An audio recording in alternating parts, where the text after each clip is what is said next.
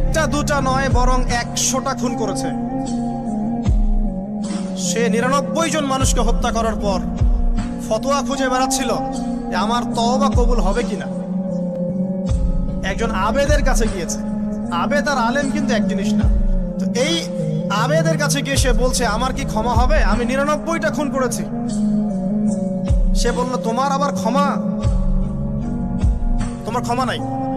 তখন এই ব্যক্তি এই আবেদকে হত্যা করে 100টা খুন পূর্ণ করলো, ওকেও সে মেরে ফেলছে। আমার ক্ষমাই হবে না তো তোর বেঁচে থাকার কি দরকার, তুইও মর।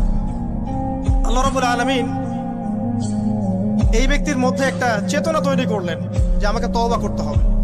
সে তখন সার্চ করতে লাগলো আরো কোনো আলেম আছে কিনা। এরপর অনেক দূরে একজন আলেমের সন্ধান পাওয়া গেল। সে সেখানে গেল, তাকে গিয়ে বলল আমার কি ক্ষমা হবে। সে আলেম তাকে বলল হ্যাঁ তোমারও ক্ষমা হতে পারে, যাও তুমি ইস্তেগফার করো এবং এই এলাকা থেকে অন্য এলাকায় চলে যাও।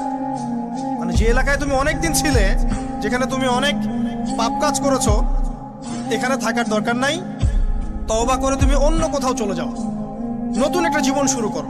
এখানে থাকলে হবে কি, তোমার স্মৃতিগুলো তোমাকে তাড়িয়ে বেড়াবে এবং মানুষ তোমাকে খারাপ নজরে দেখতেই থাকবে, তুমি তখন কষ্ট পাবে।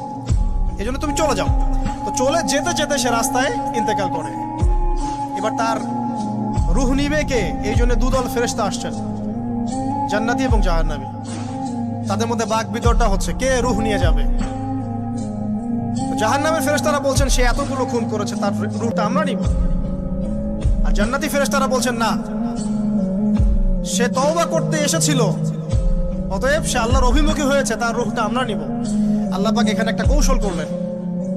আল্লাহ পাক ফেরেশতাদেরকে বললেন তোমরা রাস্তাটাকে পরিমাপ করে দেখো, যেদিকে যাচ্ছিল তার পরিমাপ বেশি নাকি যেখান থেকে এসেছে ওর পরিমাণ বেশি।